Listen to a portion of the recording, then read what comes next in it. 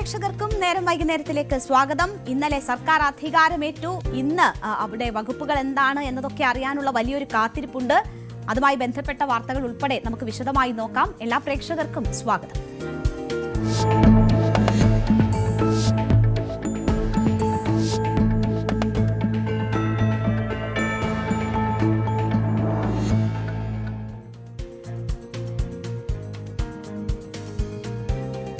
ഇന്നലത്തെ സത്യപ്രതിജ്ഞ നമ്മൾ കണ്ടതാണ്. തിരുവനന്തപുരത്തെ അനന്തപുരിയെ ഇളക്കി മറിക്കുന്ന ആർത്തിരമ്പത്തോടെയാണ് ആ സത്യപ്രതിജ്ഞാ ചടങ്ങൊക്കെ നടന്നത്. 6.5 പതിറ്റാണ്ടിന് ശേഷം UDF മന്ത്രിസഭ ഒരുമിച്ച് സത്യപ്രതിജ്ഞ ചെയ്തു എന്നതൊക്കെ പ്രത്യേകതയായിരുന്നു. അതൊക്കെ ചരിത്രവുമാണ്.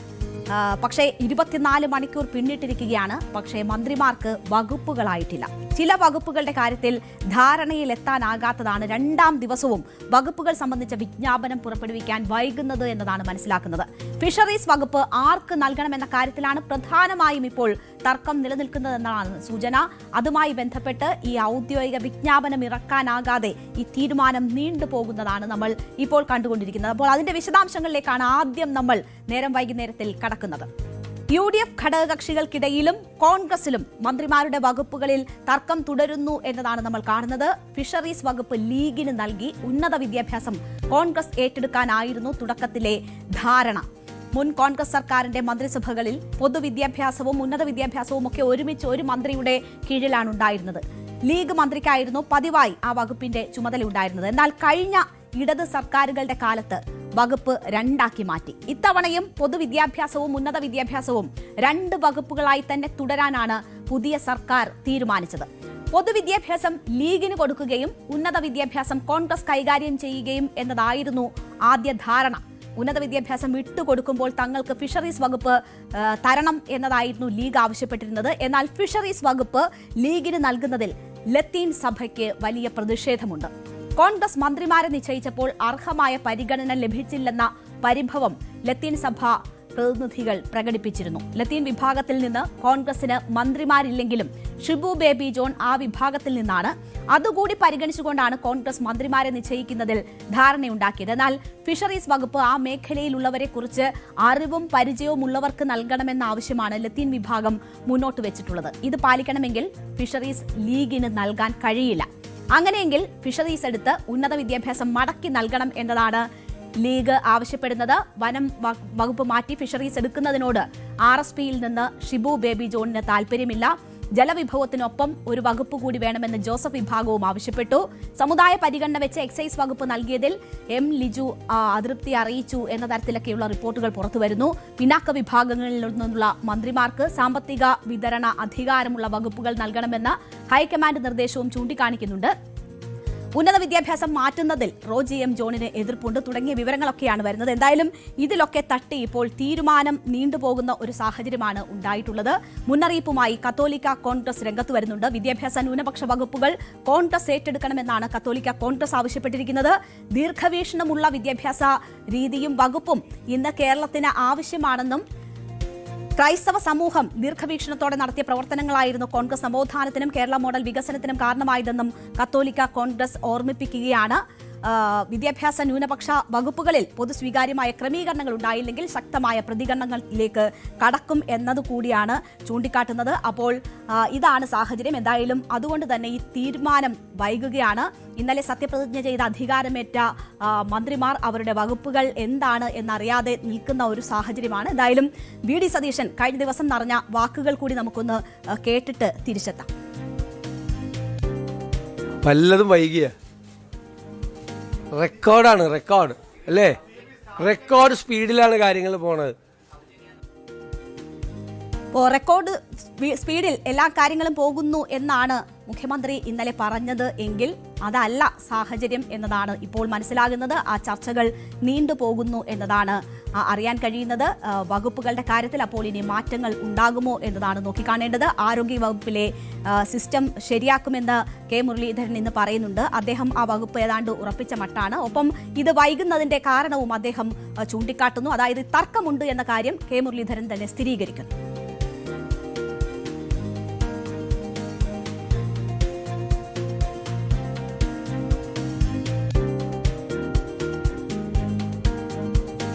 അപ്പോൾ കെ മുരളീധരന്റെ പ്രതികരണം അതാണ്, അതിലേക്കാണ് നമ്മൾ വരുന്നത്. നമ്മളിപ്പോൾ വളരെ പെട്ടെന്ന് ഒരു അതിഥിയിലേക്ക് പോവുകയാണ്.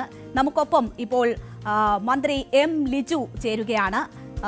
മന്ത്രിയായി സത്യപ്രതിജ്ഞ ചെയ്തതിന് ശേഷമുള്ള ഒരു പകൽ കടന്നുപോയിരിക്കുകയാണ്. അദ്ദേഹം ഇപ്പോൾ അതിഥിയായി നമുക്കൊപ്പം ചേരുന്നു, ന്യൂസ് 18 ചേരുന്നു. ശ്രീ എം ലിജു, സ്വാഗതം. ഒരു മന്ത്രിയായി സത്യപ്രതിജ്ഞ ചെയ്ത ശേഷമുള്ള പകലാണ് കടന്നുപോയിരിക്കുന്നത്. ഒരുപാട് പേർ കാണാൻ വന്നിട്ടുണ്ട്, ഒരുപാട് സ്വീകരണങ്ങൾ ഉണ്ടായിരുന്നു. മന്ത്രി എന്ന നിലയിൽ ചടങ്ങുകളിലൊക്കെ പങ്കെടുത്ത പകൽ എങ്ങനെയായിരുന്നു?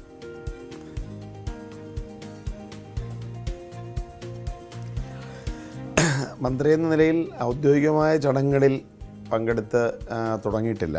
ഇപ്പോൾ മറ്റു തരത്തിൽ കേരളത്തിൻ്റെ വിവിധ പ്രദേശങ്ങളിൽ നിന്ന് വന്ന, എൻ്റെ മണ്ഡലത്തിൽ നിന്ന് വന്ന പ്രവർത്തകരുമായും ഒക്കെ സംസാരിക്കുകയായിരുന്നു. കൂടാതെ അനൗപചാരികമായ ചർച്ചകൾ, അതായത് ഓഫീസ് പ്രവർത്തനവുമായി ബന്ധപ്പെട്ട കാര്യങ്ങൾ, അങ്ങനെയാണ് ഇന്നത്തെ ഒരു ദിവസം മുന്നോട്ട് പോയത്. പിന്നെ ഇന്ന് രാവിലെ മാതൃഭൂമിയുടെ മന്ത്രിമാരുടെ എല്ലാവരുമായിട്ടുള്ള ഒരു ഓഫീസിൽ അവരുടെ ഓഫീസ് സന്ദർശനവുമായി ബന്ധപ്പെട്ട മീറ്റിംഗ് ഉണ്ടായിരുന്നു. അങ്ങനെയുള്ള കാര്യങ്ങളൊക്കെയായിരുന്നു. സ്വയം ഒരു മന്ത്രിയായി ആ നിലയിലേക്ക് മനസ്സ് പരുവപ്പെട്ട് കഴിഞ്ഞോ?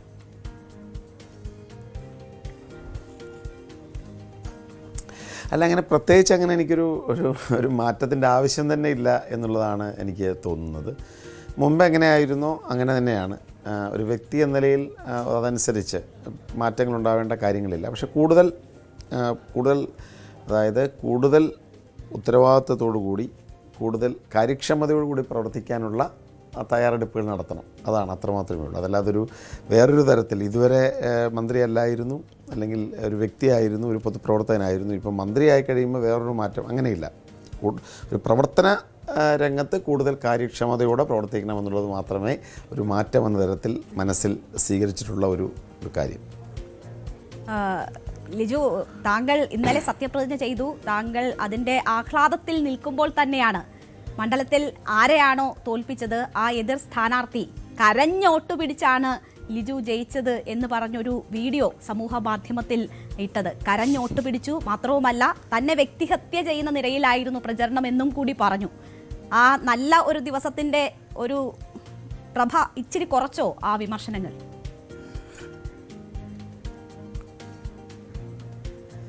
അല്ല, അതിലൊന്നും ഒരു അർത്ഥമില്ല. നമുക്കറിയാമല്ലോ, ഇപ്പോൾ ഞാൻ തെരഞ്ഞെടുപ്പ് രംഗത്ത് പ്രവർത്തിച്ചത് എന്താണ് എന്നതിനെക്കുറിച്ച് മാധ്യമങ്ങൾക്കുൾപ്പെടെ അറിയാം. ഞാൻ കായംകുളത്തെ ജനതയോട് എനിക്കൊരു അവസരം നൽകണമെന്ന് അഭ്യർത്ഥിച്ചു. കേരളത്തിലും കായംകുളത്തും ഒരു മാറ്റം വേണം എന്ന കാര്യം മുന്നോട്ട് വെച്ചു. ഒരു വികസന അജണ്ട മുന്നോട്ട് വെച്ചു. നിയമസഭാ പ്രവർത്തനങ്ങളെ സംബന്ധിക്കുന്ന ഒരു കാഴ്ചപ്പാട് മുന്നോട്ട് വെച്ചു.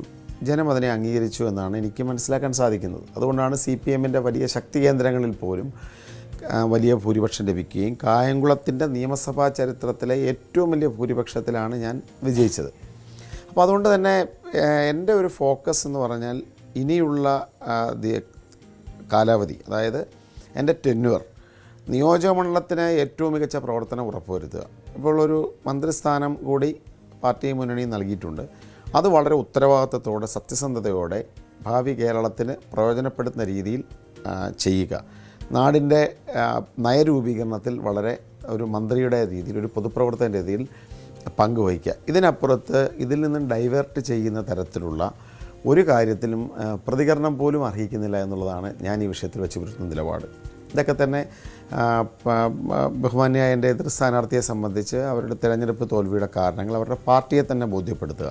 അവരുടെ പാർട്ടി അത്തരത്തിൽ പ്രതികരിക്കട്ടെ. അവർ തമ്മിലൊക്കെയാണല്ലോ സംഭാഷണങ്ങളും വിവാദങ്ങളും ഉണ്ടായിട്ടുള്ളത്. എനിക്കിതിലൊന്നും താല്പര്യമില്ല. എൻ്റെ ഫോക്കസ് വളരെ കൃത്യമാണ്. മറ്റൊന്നിലും ഇത്തരം കാര്യങ്ങളിലൊന്നും വഴിതെറ്റി പോകേണ്ട കാര്യം എനിക്കില്ല. തീർച്ചയായും. അപ്പോൾ ഈ ഒരു പ്രചരണത്തിൻ്റെ സമയത്ത് വലിയ ഒരു വൈകാരിക പ്രതികരണം ഈ തോൽവിയെക്കുറിച്ച് നടത്തുന്ന സമയത്താണ് ഇങ്ങനെ തൊണ്ടയിടറിക്കൊണ്ട് ലിജു സംസാരിക്കുന്ന സാഹചര്യം ഉണ്ടായത്. അങ്ങനെയൊന്നും വേണ്ടായിരുന്നു. ആ നിമിഷത്തെ ഇപ്പോൾ അങ്ങനെ വന്നു പോയല്ലോ എന്നോർത്ത് പഴിക്കുന്നുണ്ടോ? അങ്ങനെ കരഞ്ഞു എന്ന് എല്ലാവരും പറയുകയാണ്. അന്ന് വാർത്തകൾ വന്നു, അതിനുശേഷം ഇപ്പോൾ എതിർ സ്ഥാനാർത്ഥി പറയുന്നു. അപ്പോൾ എല്ലായ്പ്പോഴും അതിങ്ങനെ ഓർമ്മിപ്പിച്ചുകൊണ്ടിരിക്കുകയാണ്. ആ ഒരു വൈകാരികമായിട്ടുള്ള ആ നിമിഷത്തെ ഇപ്പോൾ പഴിക്കുന്നുണ്ടോ, അല്ലെങ്കിൽ അത് വേണ്ടിയിരുന്നില്ലെന്ന് തോന്നുന്നുണ്ടോ? എന്തിന് ഞാൻ തെരഞ്ഞെടുപ്പ് കൺവെൻഷനിൽ സംസാരിച്ചത് പ്രവർത്തകരുടെയും ജനങ്ങളുടെയും മുമ്പിലാണ്. എനിക്ക് മുമ്പ് സംസാരിച്ച സഹപ്രവർത്തകരൊക്കെ തന്നെ എന്നെ സംബന്ധിച്ച് നിർണായകമായ ഒരു തിരഞ്ഞെടുപ്പാണ് എന്ന് പറയുകയുണ്ടായി. മുൻപ് നടന്ന തിരഞ്ഞെടുപ്പുകളിലെ പരാജയത്തെക്കുറിച്ച് സംസാരിച്ചു. സ്വാഭാവികമായി ഞാൻ സംസാരിക്കുമ്പോൾ എൻ്റെ പ്രവർത്തകരോടും എൻ്റെ സഹപ്രവർത്തകരോടും സംസാരിക്കുമ്പോൾ ഞാൻ മുന്നോട്ട് വെക്കുന്ന രാഷ്ട്രീയ അജണ്ട, എൻ്റെ രാഷ്ട്രീയ ജീവിതത്തെക്കുറിച്ച് സംസാരിക്കും. ഒരു സ്കൂൾ വിദ്യാർത്ഥി ആയിരിക്കും, ഒരു 5ാം ക്ലാസ്സിൽ പഠിക്കുന്ന സമയത്താണ് KSUവിൽ അംഗത്വമെടുത്ത് പ്രവർത്തനം തുടങ്ങുന്നത്. നീണ്ട വർഷങ്ങൾ, 47 വയസ്സിനിടയ്ക്ക് ഏകദേശം 4 പതിറ്റാണ്ടിനടുത്ത് കോൺഗ്രസും അതിൻ്റെ വിദ്യാർത്ഥി പ്രസ്ഥാനങ്ങളുമായി പ്രവർത്തിച്ചാണ് മുന്നോട്ട് പോയത്. മത്സരിക്കാൻ അവസരം ലഭിച്ചതൊക്കെ CPM ശക്തി കേന്ദ്രങ്ങളിലായിരുന്നു, കായംകുളത്തും അമ്പലപ്പുഴയിലും ഒക്കെ തന്നെ.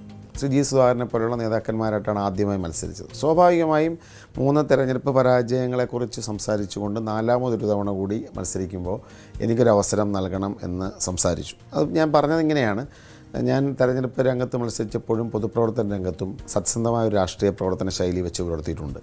ആത്മാർത്ഥമായിട്ടാണ് പെരുമാറിയിട്ടുള്ളത്. അപ്പോൾ എന്നിട്ടും നമുക്ക് ജയിക്കാൻ സാധിച്ചില്ല. കാരണം നേരത്തെ പറഞ്ഞതുപോലെ കടുത്ത CPM കേന്ദ്രങ്ങളിലൊക്കെയാണ് മത്സരിക്കുന്നത്. അതുകൊണ്ട് ഇത്തവണ ഒരു അവസരം നൽകണമെന്ന് പറഞ്ഞപ്പോൾ എൻ്റെ തൊണ്ടയിടറി. എന്തിനാണ് അതിനകത്ത് ഖേദിക്കേണ്ട കാര്യം എന്താ? കാരണം ഒരു മനുഷ്യരല്ലേ നമ്മൾ. മനുഷ്യരെന്ന് പറഞ്ഞു കഴിഞ്ഞാൽ തൊണ്ടയിറുമ്പോൾ നമുക്ക് മനസ്സിൽ എന്താ പറയുന്നത്, നമ്മുടെ ജീവിതത്തെ അല്ലെങ്കിൽ നമ്മുടെ രാഷ്ട്രീയ ജീവിതം, ഇതെല്ലാം നമ്മൾ മുന്നോട്ട് വെക്കുമ്പോൾ മനസ്സിൽ ഒരു ഗദ്ഗതം ഉണ്ടായിക്കഴിഞ്ഞാൽ അതിന് മറച്ചു വെക്കേണ്ട കാര്യം എന്താ? അതിന് ഖേദം പ്രകടിപ്പിക്കേണ്ട കാര്യം എന്താണ്? അത് മനുഷ്യരായതുകൊണ്ടാണ് അത്തരത്തിൽ ചിന്തിക്കേണ്ടത്. നമ്മൾ ചിരിക്കുമ്പോൾ നമ്മൾ ചിരിക്കാറില്ലേ? അതല്ലാതെ നമ്മൾ ബലം കാര്യമുണ്ടോ? ലിജു ഇപ്പോ ഇതിന് ശേഷം ഫലം വന്നതിന് ശേഷം പാർട്ടിയിലെ ഒരു വിഷയവുമായി ബന്ധപ്പെട്ട ഒരു അഭിപ്രായം പറഞ്ഞു. അത് ഒരു പൊടിക്ക് അടങ്ങൂ എന്ന് പറയുകയാണ്. അതൊരു നല്ല ഉദ്ദേശത്തോടു കൂടി പറഞ്ഞതാണ്. പക്ഷേ അവിടെ എന്തായിരുന്നു? സമൂഹ മാധ്യമങ്ങളിൽ വലിയ രീതിയിൽ താങ്കൾ ആക്രമിക്കപ്പെട്ടു. അതിനുശേഷം പറഞ്ഞു കരഞ്ഞു കയറി വന്നതാണ്, എന്നിട്ട് ഇപ്പോൾ പറയുന്ന കണ്ടില്ലേ എന്ന് പറഞ്ഞൊക്കെയുള്ള വലിയ കുറ്റപ്പെടുത്തലുകൾ കേൾക്കേണ്ടി വന്നു. എല്ലായിടത്തും ഈ കരഞ്ഞത് ഇങ്ങനെ കോഡ്സിൽ വരികയാണ്. അതുകൊണ്ടാണ് ഞാൻ അങ്ങനെ അയ്യോ ആ നിമിഷത്തെ ഇപ്പോൾ അത് വേണ്ടിയിരുന്നില്ല, അല്ലെങ്കിൽ അങ്ങനെ വന്നു പോയല്ലോ എന്നോർത്ത് വിഷമിക്കുന്നുണ്ടോ എന്ന് ചോദിച്ചത്. ഒരിക്കലല്ല.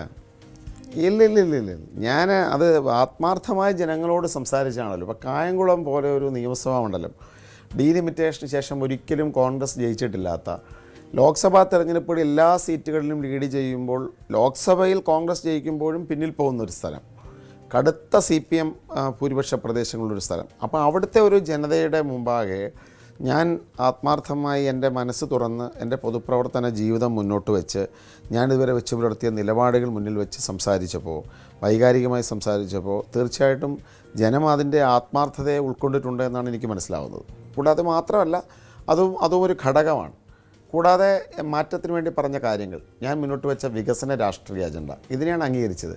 പിന്നെ നേരത്തെ പറഞ്ഞതുപോലെ ഈ ഏതെങ്കിലും തരത്തിൽ ആളുകൾ അതിനെയൊക്കെ പറഞ്ഞാൽ, അല്ലെങ്കിൽ അതിനെയൊക്കെ ട്രോളുകളാക്കി മാറ്റിയാൽ, എന്നെ വിമർശിക്കുന്നതിന് വേണ്ടി പറഞ്ഞു കഴിഞ്ഞാൽ, അതൊക്കെ അവരുടെ വ്യക്തി സ്വാതന്ത്ര്യമെന്ന് മാത്രമേ എനിക്കത് കാര്യത്തിൽ പറയാനുള്ളൂ. ഞാൻ തന്നെ നേരത്തെ പറഞ്ഞു ഒരു പൊടിക്കടങ്ങണമെന്ന് പറഞ്ഞത് എന്താണ്?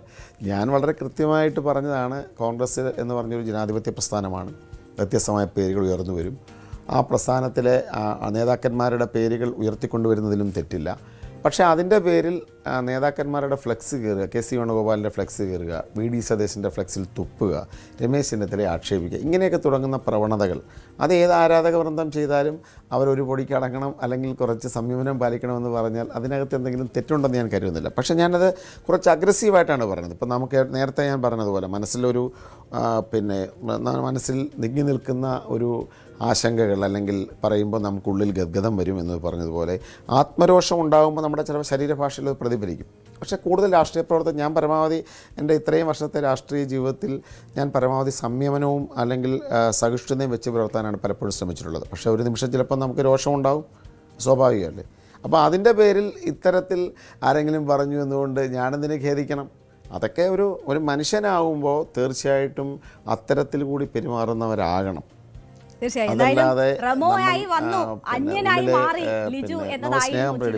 വിമർശനങ്ങൾ റെമോയെ പോലെ വന്ന് അന്യനായി മാറിയ ലിജു എന്ന രീതിയിൽ പെട്ടെന്ന് ആളുകൾ ആ കമന്റ് ഒക്കെ. അത് രേണു ഒരു കാര്യം ചെയ്താൽ മതി. അത് രേണു ഒരു കാര്യം ചെയ്താൽ മതി. ഞാൻ ഒരു ദിവസം സുപ്രഭാതത്തിൽ സ്ഥാനാർത്ഥിയായി രാഷ്ട്രീയ പ്രവർത്തന രംഗത്ത് വന്ന ഒരാളല്ല. എൻ്റെ യൂട്യൂബിലൊക്കെ നോക്കിയാൽ ഞാൻ സംസ്ഥാന യൂത്ത് കോൺഗ്രസ് പ്രസിഡൻ്റായിരുന്നപ്പോഴും KPCC ജനറൽ സെക്രട്ടറി ആയപ്പോഴും സംഘടനാ ജനറൽ സെക്രട്ടറി ആയപ്പോഴൊക്കെ നടത്തിയ പ്രതികരണങ്ങളുണ്ട്. അപ്പോൾ നമ്മളൊരു രാഷ്ട്രീയ വേദിയിൽ പ്രതിഷേധ പ്രസംഗം നടത്തുമ്പോൾ നമ്മൾ തീവ്രമായ രാഷ്ട്രീയ പ്രസംഗം നടത്താറുണ്ട്. ചില വിഷയങ്ങളിൽ വർഗീയതയ്ക്കെതിരെ സംസാരിക്കുമ്പോൾ അല്ലെങ്കിൽ മറ്റു തരത്തിലുള്ള കാര്യങ്ങൾ പഠിക്കുമ്പോൾ തീവ്രമായി നമ്മൾ ശരീരഭാഷ മാറി പ്രതികരിക്കാറുണ്ട്. അതേസമയം ഏറ്റവും സാധാരണക്കാരായ മനുഷ്യരുമായി, പ്രവർത്തകരുമായി അല്ലെങ്കിൽ മനുഷ്യരുമായി ഇടപെടുന്ന സാധാരണ കാര്യങ്ങളിൽ നമ്മൾ വളരെ സമചിത്തതയോടെ സംസാരിക്കും, സംവാദങ്ങളിൽ സമചിത്തതയോടെ സംസാരിക്കും. പക്ഷേ മനസ്സിൽ രോഷമുള്ളൊരു കാര്യം വരുമ്പോൾ നമ്മൾ രോഷത്തോടെ പ്രകടിപ്പിക്കണ്ടേ? ഞാൻ എൻ്റെ തെരഞ്ഞെടുപ്പ് കൺവെൻഷനിൽ സംസാരിക്കേണ്ട ശൈലിയിലാണോ എൻ്റെ മുന്നിൽ നമ്മുടെ പ്രസ്ഥാനത്തെ അപമാനിക്കുന്ന തരത്തിൽ സംസാരിക്കുന്ന അല്ലെങ്കിൽ പ്രവർത്തനങ്ങളുണ്ടാകുമ്പോൾ രോഷത്തോടെ സംസാരിക്കും? അത് സ്വാഭാവികമല്ലേ? പക്ഷേ ഞാൻ പിന്നീട് എനിക്ക് തോന്നി കുറച്ചുകൂടെ സമചിത്തതയാകുമായിരുന്നു തോന്നി എന്നതിനപ്പുറത്ത് എൻ്റെ ഒരു പൊതുവായ ശൈലിയിൽ അതൊന്നും മാറ്റം വരുത്തുന്നില്ല. പക്ഷേ രോഷം എന്നതും ഒരു ഘടകമാണ്. ഇപ്പോൾ നമ്മൾ കാണുന്നിട്ടില്ലേ, ഏതൊക്കെ രാഹുൽ ഗാന്ധി പണ്ട് ക്രൈം MP-മാരുടെ സംബന്ധിച്ച് ബില്ല് വലിച്ചു കീറുന്നൊരു പ്രകടനം അദ്ദേഹത്തിൻ്റെ ഭാഗത്തുനിന്നുണ്ടായി.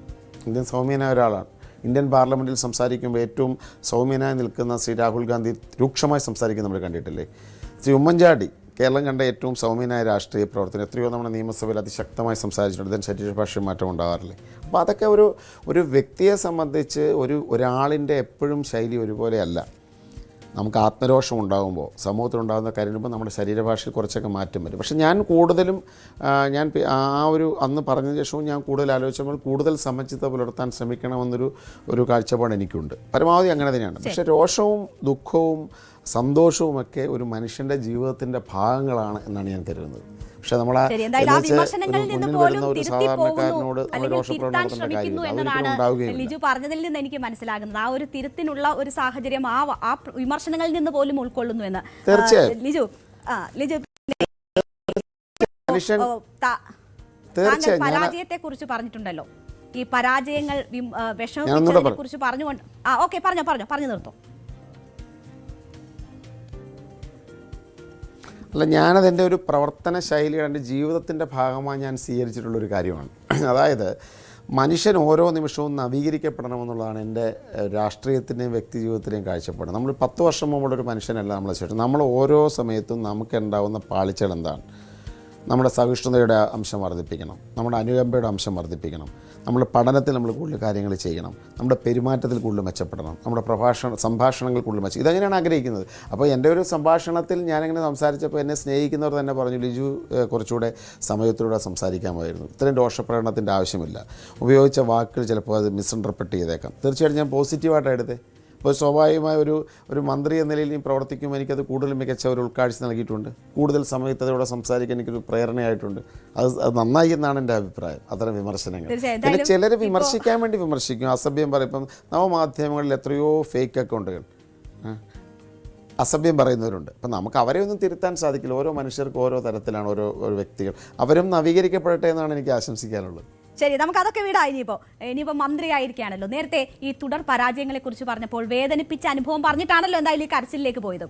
അങ്ങനെ വേദനിപ്പിച്ച എന്തെങ്കിലും ഒരു പേഴ്സണൽ അനുഭവം അങ്ങനെ ഓർക്കാനുണ്ടോ? അല്ലെങ്കിൽ അങ്ങനെ ഒരു വ്യക്തിയുണ്ടോ? അവർക്ക് മുന്നിലൂടെ മന്ത്രിയായി നടക്കാൻ കഴിഞ്ഞോ?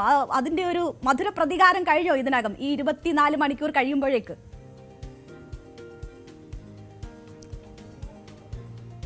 അങ്ങനെയൊന്നുമില്ല. അതൊക്കെ എനിക്കങ്ങനെ നമുക്ക് എന്താണ് എന്തൊക്കെ പ്രതികാരം എന്നൊക്കെ പറയുന്നതിൽ എന്താണ് അർത്ഥം? ഞാൻ പറഞ്ഞൊരു കാര്യം ഒരു പൊതുപ്രവർത്തകനെ സംബന്ധിച്ച് തിരഞ്ഞെടുപ്പ് എന്ന് പറഞ്ഞാൽ ജനാംഗീകാരമാണ്. ഞാൻ മത്സരിച്ച നിയമസഭാ മണ്ഡലങ്ങൾ എന്ന് പറഞ്ഞാൽ ഞാൻ നേരത്തെ പറഞ്ഞു അമ്പലപ്പുഴയും കായംകുളവും ശക്തമായ ഇടതുപക്ഷ കോട്ടകളായിരുന്നു. അപ്പോൾ തെരഞ്ഞെടുപ്പ് ട്രെൻഡുകളിൽ നമുക്ക് ചില കോൺസ്റ്റിറ്റ്യുവൻസീസിൽ നമുക്ക് ജയിക്കാൻ കഴിയാത്തമുള്ള രാഷ്ട്രീയ സാഹചര്യങ്ങളുണ്ടാവും. പക്ഷേ ഒരു കണക്കെടുക്കുമ്പോൾ നമ്മൾ 3 തവണ മത്സരിച്ചു, ജയിച്ചില്ല എന്നുള്ളതാണ്. അപ്പം 4ാമതൊരു തവണ കൂടെ പാർട്ടി എനിക്കൊരു അവസരം നൽകി. ഇത്തവണ കൂടി മത്സരിച്ച് ജയിക്കാൻ സാധിച്ചില്ലെങ്കിൽ ഒരു പൊതുപ്രവർത്തകൻ എന്ന നിലയിൽ ജനം തിരസ്കരിച്ച ഒരാൾ എന്ന രീതിയിൽ നമ്മുടെ ജീവിതത്തിൽ അല്ലെങ്കിൽ രാഷ്ട്രീയ ജീവിതത്തിന് ഒരു മാറ്റം ഉണ്ടാകുമെന്നൊരു ചിന്ത കൂടി മുന്നിട്ട് ഞാൻ വെച്ചത്. അല്ല, ഞാൻ ഒരു വ്യക്തിയെ ഉദ്ദേശിച്ചിട്ടല്ല. ഇപ്പം ആളുകളിപ്പം വിമർശിച്ചിട്ടുണ്ടാവാം. എത്രയോ ആളുകൾ ചിലപ്പോൾ പറയും ഒരു തെരഞ്ഞെടുപ്പിൽ സീറ്റുകൾ ലഭിച്ചിട്ടില്ലാത്ത ഒരു സഹപ്രവർത്തകൻ ചിന്തിക്കുകയാണ്, ലിജു 3 തവണ മത്സരിച്ചു, വീണ്ടും പാർട്ടി അദ്ദേഹത്തിന് അവസരം കൊടുക്കുന്നു. പാർട്ടി എന്നോട് ആ സൗമനസ്യം കാണിച്ചിട്ടുണ്ട്. എൻ്റെ സാഹചര്യങ്ങൾ അല്ലെങ്കിൽ ഞാൻ മത്സരിച്ച സ്ഥലങ്ങൾ, എതിരാളികൾ, ഇതൊക്കെ തന്നെ കണക്കിലെടുത്തുകൊണ്ട് വീണ്ടും എനിക്ക് മത്സരിക്കാൻ അവസരം നൽകി. പക്ഷേ ഒരാൾക്ക് വിമർശിക്കണമെന്ന് തോന്നി, അല്ലെങ്കിൽ നവമാധ്യമങ്ങളിൽ എൻ്റെ ഒരു അഭിപ്രായം പറയുന്നത് ഇഷ്ടപ്പെടാത്ത ഒരു എതിർ രാഷ്ട്രീയ പാർട്ടിക്കാരൻ എന്നെ വേറൊന്നും പറയാൻ, ഞാൻ വെച്ചുകൊടുത്ത ആശയത്തിനൊന്നും പറയാനില്ല, അപ്പോൾ താഴെ എഴുതും 3 തവണ തോറ്റ ആളല്ലേ വേണമെന്ന് എഴുതിയിട്ടുണ്ടാകാം. അപ്പോൾ അതൊക്കെ ഓരോ സാഹചര്യങ്ങളാണ്. ഞാനതിനകത്ത് എന്തിനാണ് പ്രതികാരത്തെക്കുറിച്ച് ചിന്തിക്കേണ്ട കാര്യം? എനിക്ക് അങ്ങനെ വ്യക്തിപരമായ ഒരു പ്രതികാരത്തിൻ്റെ അംശവുമില്ല. അങ്ങനെ ചിന്തിക്കുന്ന ഒരാളുമല്ല ഞാൻ. അങ്ങനെ ഒരു വ്യക്തിയെയും ഞാനങ്ങനെ ഏതെങ്കിലും കാലഘട്ടത്തിൽ എന്നെ വിമർശിച്ചിട്ടുണ്ടെന്ന് വെച്ച് സ്ഥിരമായി ശത്രുത പുലർത്തേണ്ട കാര്യം എന്താണ്? ഒരു കാലഘട്ടത്തിൽ വിമർശിച്ചവർ പിന്നെ എത്രയോ പേർ അടുത്ത സുഹൃത്തുക്കളായിട്ടുണ്ട്, അടുത്ത് നിന്നവർ അവർക്ക് വിമർശനങ്ങൾ പിന്നീടുണ്ടായിട്ടുണ്ട്. അപ്പോൾ അതൊന്നും ഒരു വ്യക്തിപരമായ പ്രതികാരത്തിൻ്റെ ഒരു അംശവും അതിൻ്റെ പിന്നിലില്ല. ഇല്ല. നമ്മൾ ഇപ്പോൾ ലിജു ആരാണ്, എന്താണ്, എങ്ങനെയുള്ള ജനപ്രതിനിധിയാണ് എന്ന് പ്രൂവ് ചെയ്യാൻ കിട്ടിയിരിക്കുന്ന അവസരമാണല്ലോ അത്. MLA എന്ന നിലയിൽ ഇപ്പോൾ ആ അവസരത്തിൽ തന്നെ മന്ത്രി എന്ന നിലയിൽ കൂടി പ്രൂവ് ചെയ്യാൻ കിട്ടിയിരിക്കുന്ന അവസരമാണ്. വകുപ്പുകൾ സംബന്ധിച്ച് ഔദ്യോഗികമായ പ്രഖ്യാപനങ്ങൾ വരാനിരിക്കുന്നതേ ഉള്ളൂ. എങ്കിൽ പോലും ഒരു ജനപ്രതിനിധി എന്ന നിലയിൽ, ഒരു ഭരണകർത്താവ് എന്ന നിലയിൽ ചെയ്യാൻ ഉദ്ദേശിക്കുന്ന കാര്യങ്ങളുണ്ടല്ലോ.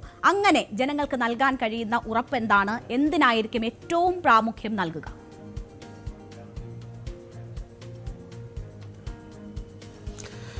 നമുക്കൊരു ജനപ്രതിനിധി എന്ന നിലയിലും മന്ത്രി എന്ന നിലയിലും ഏറ്റവും കാര്യക്ഷമതയോടെ, സത്യസന്ധതയോടെ, ആത്മാർത്ഥതയോടെ ജനങ്ങൾക്ക് പ്രാപ്യനാവുന്ന, സാധാരണ ജനങ്ങളുടെ ജീവിതത്തിൽ പുരോഗതി ഉണ്ടാക്കുന്ന, അതോടൊപ്പം പൊതുനാടിൻ്റെ സമഗ്ര പുരോഗതിക്കായി പ്രവർത്തിക്കുന്ന ഒരു ജനപ്രതിനിധി മന്ത്രിയുമായിരിക്കും എന്നുള്ളതാണ് ആ കാര്യത്തിൽ എനിക്ക് നൽകാനുള്ള ഒരു ഉറപ്പ്. മനസ്സ് നിറഞ്ഞ ആത്മാർത്ഥതയോടെ, സത്യസന്ധതയോടെ ജനങ്ങൾക്കൊപ്പം പ്രവർത്തിക്കും.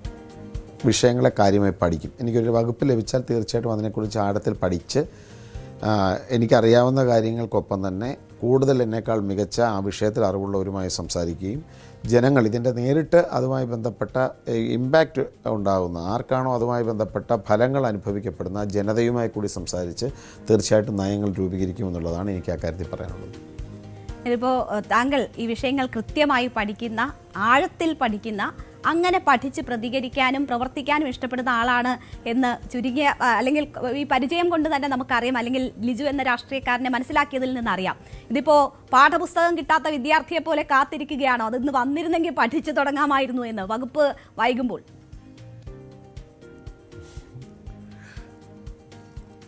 അങ്ങനെയൊന്നുമില്ല. സ്വാഭാവികമായിട്ടും ഒരു മന്ത്രിസഭ രൂപീകരിക്കപ്പെടുമ്പോൾ നാളെ ഭാവി കേരളത്തെ മുന്നോട്ട് നയിക്കേണ്ട കാര്യങ്ങളാണല്ലോ. അപ്പോൾ ഓരോരുത്തർക്കും അനുയോജ്യമായ തരത്തിൽ അല്ലെങ്കിൽ വ്യത്യസ്തമായ സാഹചര്യങ്ങൾ ഇതെല്ലാം പഠിച്ചൊരു ടീം നടത്തുന്ന ചർച്ചയാണല്ലോ. അപ്പോൾ അത് സമയമെടുക്കും. ഒരു ദിവസം കൊണ്ട് ഇപ്പം കഴിഞ്ഞ ദിവസം തന്നെ ക്യാബിനറ്റ് യോഗം കൂടി ഏറ്റവും മികച്ച തീരുമാനങ്ങൾ പ്രഖ്യാപിക്കപ്പെട്ടു.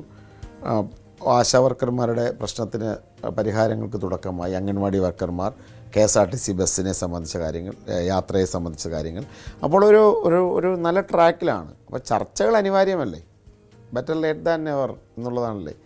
അപ്പോൾ ലേറ്റ് ആയിട്ടുണ്ടെന്നും എനിക്ക് അഭിപ്രായമില്ല. ഒട്ടും ലേറ്റായിട്ടില്ല. ചർച്ച നടക്കുകയാണ്. ഇന്ന് കേട്ട് അനൗൺസ് ചെയ്യും. അതിലൊന്നും ഒരു തെറ്റില്ല. സ്വാഭാവികമാണ്. എക്സൈസ് വകുപ്പ് ആയിരിക്കും ലിജുവിന് ലഭിക്കുക എന്നതൊക്കെയാണ് മനസ്സിലാക്കുന്നത്. പെർഫോം ചെയ്യാൻ പറ്റുന്ന ഒരു വകുപ്പാണ് അത് എന്ന് കരുതുന്നുണ്ടോ? അതോ മറ്റ് ജനങ്ങളുമായി കൂടുതൽ അടുക്കാൻ പറ്റുന്ന, കൂടുതൽ എന്തെങ്കിലുമൊക്കെ ചെയ്യാൻ പറ്റുന്ന ഒരു വകുപ്പായിരിക്കണമെന്ന് ആഗ്രഹിക്കുന്നുണ്ടോ?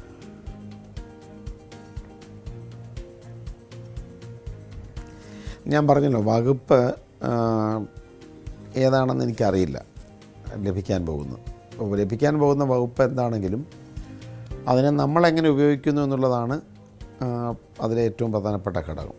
ഓരോ വകുപ്പിനും അതിൻ്റേതായ രീതിയിൽ ജനങ്ങൾക്കിടയിൽ പ്രവർത്തിക്കാൻ സ്പേസ് നൽകുന്ന എല്ലാ അവസരങ്ങളും ഉണ്ട്. അപ്പം ഞാനത് പ്രത്യേകിച്ച് എനിക്ക് എന്തെങ്കിലും വ്യക്തിപരമായ അഭിപ്രായം ഉണ്ടെങ്കിലും അത് മാധ്യമങ്ങളിലൂടെ സംസാരിക്കേണ്ടതുമല്ല. അതുകൊണ്ട് ഞാൻ ആ കാര്യത്തിലൊന്നും പറയുന്നില്ല.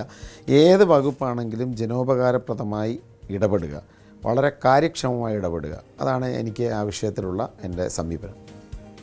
ഇന്നലെ ഈ സത്യപ്രതിജ്ഞ ചടങ്ങ് കാണാൻ അച്ഛനും അമ്മയ്ക്കും ഭാര്യയ്ക്കും മക്കൾക്കും ഒക്കെ ഒപ്പമാണ് എത്തിയത്. ഞങ്ങൾ ന്യൂസ് 18-ലൂടെ അത് ഞങ്ങളുടെ പ്രേക്ഷകരും ഒക്കെ കണ്ടതാണ്. ഒരുപാട് പേരിലേക്ക് എത്തിയ വീഡിയോ ആണ്.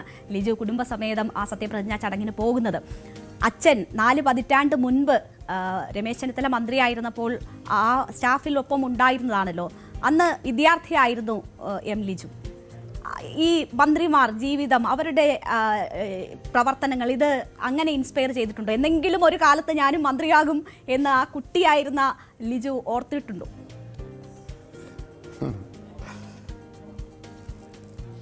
അച്ഛൻ പോലീസ് ഉദ്യോഗസ്ഥനായിരുന്നു. അദ്ദേഹം സർവീസിൽ നിൽക്കുന്ന സമയത്താണ് രമേശ് ചെന്നിത്തല ഞങ്ങളുടെ ഹരിപ്പാട് MLA ആണ്. ഹരിപ്പാട് 1985-86 കാലഘട്ടത്തിലാണെന്ന് തോന്നുന്നു. അദ്ദേഹം ഗ്രാമവികസന വകുപ്പ് മന്ത്രിയായി. ഇപ്പോൾ സ്വാഭാവികമായും കോൺഗ്രസ് പശ്ചാത്തലമുള്ള കുടുംബത്തിൽ നിന്ന് വന്നൊരു പോലീസ് ഉദ്യോഗസ്ഥൻ എന്ന നിലയിൽ അദ്ദേഹത്തിൻ്റെ സ്റ്റാഫിൽ അദ്ദേഹം മന്ത്രിയായിരുന്നൊരു വർഷം അദ്ദേഹം ഉണ്ടായിരുന്നു. ഞാനിപ്പോൾ 4ാം ക്ലാസ് വിദ്യാർത്ഥിയൊക്കെയാണ്. സ്വാഭാവികമായിട്ടും രമേശ് ചെന്നിത്തലയ്ക്കൊപ്പം അച്ഛൻ ഇതിനൊപ്പം പോകുമ്പോൾ എന്ന മനസ്സിൽ നമുക്കിതിൽ താല്പര്യങ്ങൾ ഉണ്ടാകാൻ അല്ലെങ്കിൽ രാഷ്ട്രീയ പ്രവർത്തനത്തോട് താല്പര്യമുണ്ടാകാൻ അതൊരു ഘടകമായിരുന്നിരിക്കാം. കാരണം ഞാൻ ചെറുപ്പം മുതൽ തന്നെ ഈ പറഞ്ഞതുപോലെ സ്കൂൾ കാലഘട്ടം മുതൽ തന്നെ പ്രസംഗ മത്സരങ്ങളിലുമൊക്കെ പോകാൻ താല്പര്യമുള്ള ആളായിരുന്നു. 5ാം ക്ലാസ്സിൽ ചെല്ലുമ്പോൾ അവിടുത്തെ സ്കൂളിലാണ് പഠിച്ചത്, അപ്പോൾ കുറേ ദൂരമുള്ള സ്കൂൾ. അപ്പോൾ അവിടെ ചെല്ലുമ്പോൾ തന്നെ KSUവിൽ അംഗമായി. അതിൻ്റെ ഒരു പ്രധാനപ്പെട്ട കാരണം സ്വാഭാവികമായിട്ടും അച്ഛൻ്റെയൊക്കെ ഒരു നമ്മുടെ കോൺഗ്രസ് പശ്ചാത്തലമുള്ളൊരു കുടുംബത്തിൽ നിന്ന് ഒരാളാകുമ്പോൾ അന്ന് അവിടെ രാഷ്ട്രീയ പ്രവർത്തനം നടത്തുന്ന ആളുകൾ വന്ന് കണ്ട് KSUവിൽ ചേരണം എന്ന് പറയുമ്പോൾ നമുക്കതിനോട് താല്പര്യം ഉണ്ടാവുമല്ലോ. എന്ന് വെച്ചാൽ മന്ത്രിയാകാൻ വേണ്ടി രാഷ്ട്രീയ പ്രവർത്തനം തുടങ്ങിയ ഒരാളല്ല. 4ാം ക്ലാസ്സിലും 5ാം ക്ലാസ്സിലും പഠിക്കുന്ന ഒരു കുട്ടിക്ക് മന്ത്രിയൊന്നോ അല്ലെങ്കിൽ അങ്ങനെയൊന്നും ഉണ്ടോ. ചേർന്നപ്പോൾ നമുക്ക് ഈ പ്രസ്ഥാനത്തോടുള്ള സ്നേഹം കൊണ്ടാണ്. പിന്നെ കൂടുതൽ വന്നപ്പോൾ കോൺഗ്രസ് ആണ് ഇന്ത്യയിൽ ഏറ്റവും ഇൻക്ലൂസീവായ ഒരു രാഷ്ട്രീയ പാർട്ടി എന്ന പൂർണ്ണ ബോധ്യത്തോടെ. അപ്പോൾ ആദ്യം വീട് കോൺഗ്രസ് ആയതുകൊണ്ടും പിന്നെ ചേർന്നത് KSUവിലായെങ്കിലും ചേർന്നത് KSUവിലായതുകൊണ്ട് കോൺഗ്രസ് ആയതാണെങ്കിലും പിന്നീട് എനിക്ക് പൂർണ്ണ ബോധ്യത്തോടെ പൂർണ്ണമായ ആശയബോധ്യത്തോടെ തന്നെയാണ് ഞാൻ കോൺഗ്രസ്സിൽ മുന്നോട്ട് പോയത്. രാഷ്ട്രീയ പ്രവർത്തനവും അത്തരത്തിൽ തന്നെയാണ്. ഞാൻ അഭിഭാഷകൻ എന്ന രീതിയിൽ വളരെ സജീവമായി പ്രാക്ടീസ് ചെയ്തിരുന്നു. പിന്നീട് യൂത്ത് കോൺഗ്രസ് സംസ്ഥാന പ്രസിഡൻ്റായി.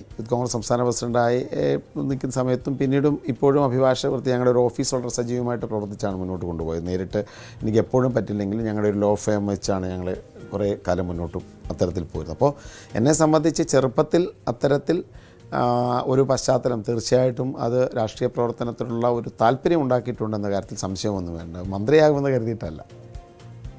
ശരി, എന്തായാലും ഇനിയിപ്പോൾ അങ്ങോട്ട് പരാജയങ്ങളിലൊന്നും തളരാതെ ഒരിക്കൽ മർദ്ദനമേറ്റ് വന്നപ്പോൾ രാഷ്ട്രീയം നിർത്തൂ എന്ന് വീട്ടുകാർ ഉപദേശിച്ചിട്ടും നിർത്താതെ അതിൽ ഉറച്ചു നിന്ന് മന്ത്രിസ്ഥാനം വരെ എത്തിയിരിക്കുകയാണ്. ജനങ്ങളെ സേവിക്കുക, നല്ല നല്ല തീരുമാനങ്ങൾ ഉണ്ടാകട്ടെ എന്ന് പ്രതീക്ഷിക്കുന്നു. പ്രതീക്ഷയോടെ ഞങ്ങളും കാത്തിരിക്കുന്നു. ഇത്രയും സമയം ഞങ്ങൾക്കൊപ്പം ചെലവഴിച്ചതിന് വളരെയധികം നന്ദി. എല്ലാവിധ ആശംസകളും. Thank you very much.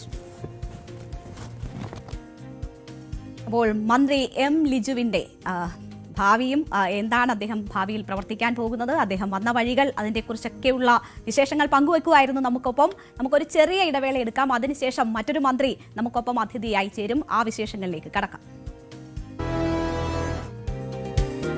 ഇപ്പോൾ നമ്മൾ മറ്റൊരു മന്ത്രിയുടെ വിശേഷത്തിലേക്ക് കൂടി പോവുകയാണ്. നമുക്കൊപ്പം ഇപ്പോൾ ചേരുന്നത് ഈ മന്ത്രിസഭയിലെ വനിതാ സാന്നിധ്യമായിട്ടുള്ള കോങ്ങാട്ട് MLA KA തുളസിയാണ്. മിനിസ്റ്റർ, സ്വാഗതം.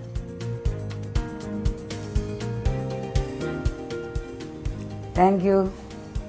24 മണിക്കൂർ സത്യപ്രതിജ്ഞ ചെയ്ത് കഴിയുന്നു. ഒരു മന്ത്രിയായുള്ള പകൽ കൂടി പിന്നിടുകയാണ്. എങ്ങനെയായിരുന്നു ആ അനുഭവം? മന്ത്രി എന്ന നിലയിൽ സ്വയം പരുവപ്പെട്ട് കഴിഞ്ഞോ?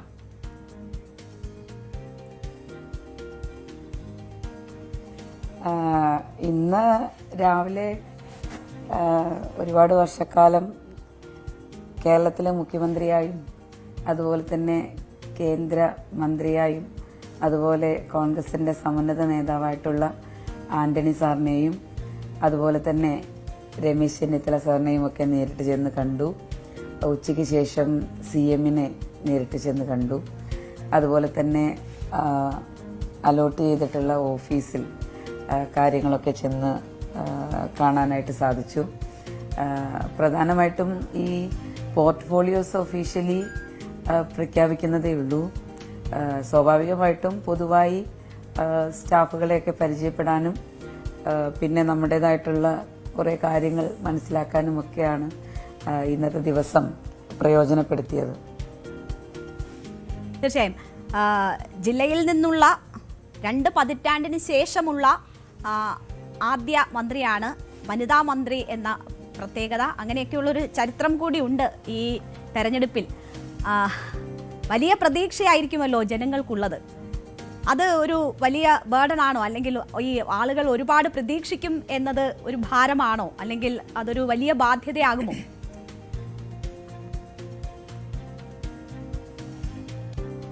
ഇല്ല, അതൊരിക്കലും ബാധ്യത ആവില്ല. കാരണം ജനങ്ങൾ നമ്മളിൽ അർപ്പിക്കുന്ന വിശ്വാസവും പ്രതീക്ഷയും കാത്തു സൂക്ഷിക്കുക എന്നുള്ളതാണ് പൊതുരംഗത്ത് പ്രവർത്തിക്കുന്ന ഏതൊരു വ്യക്തിക്കും ചെയ്യാനുള്ളത്. അപ്പം അത് യാതൊരു തടസ്സവും കൂടാതെ അവരുടെ പ്രതീക്ഷയ്ക്കൊത്ത് ഉയരാനുള്ള പ്രയാണത്തിലായിരിക്കുമല്ലോ നമ്മൾ. അതിനെല്ലാവരുടെയും പിന്തുണയും അതുപോലെ തന്നെ അനുഗ്രഹവും ഒക്കെ ഉണ്ടാവണം എന്നുള്ളതാണ് എല്ലാവരോടുമുള്ള അഭ്യർത്ഥന. ഈ നമ്മൾക്കൊപ്പം അല്പം മുൻപ് മന്ത്രി ലിജു ഉണ്ടായിരുന്നു. ലിജുവിന്റെ അനുഭവങ്ങൾ നമ്മളിങ്ങനെ ചോദിക്കുകയായിരുന്നു. അതുപോലെ തന്നെയാണല്ലോ ടീച്ചറെ സംബന്ധിച്ചാണെങ്കിലും ആദ്യം ചേലക്കര ഡിവിഷനിൽ നിന്ന് ജയിച്ചാണ് തുടങ്ങുന്നതെങ്കിൽ പോലും പിന്നീട് ലോക്സഭാ നിയമസഭാ തെരഞ്ഞെടുപ്പുകളിൽ തോറ്റു. അങ്ങനെ ഒരു തുടർ പരാജയത്തിന്റെ ഒരു കയ്പുനീർ രുചിച്ചിട്ടാണ് ഇപ്പോൾ ഒരു വലിയ വിജയത്തിലേക്ക് പിന്നീട് അവിടെ നിന്ന് ആ മന്ത്രിസ്ഥാനത്തേക്ക് വരെ എത്തുന്നത്. ആ ഒരു കാലഘട്ടം, പരാജയങ്ങളുടെ കാലഘട്ടം എങ്ങനെയായിരുന്നു?